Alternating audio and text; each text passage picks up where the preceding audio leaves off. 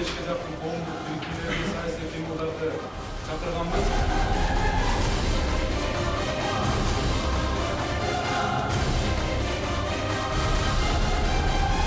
Bir günde adam özünün turmuşunu özgörte albaydı. Bugün biz de öz turmuşunu özgörte albaydı. Bürok deydi. Bir günde sen oyundu özgörtüşün mümkün deydi. Sen turmuşunu oңдой турган.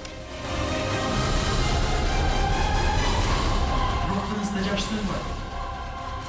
Özün bakkan bir muğda, elin bakkan bir muğda.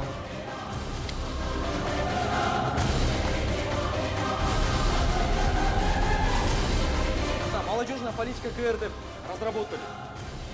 Өзү мына эже өзү даярданып туруп, эже өзү айтты, бул иштебейт дейт, иштебей жатат дейт. А биз эмнеге биз граждандык позициясын билдирип туруп анда сурайлык, эмнеге бул иштебей жатат деп.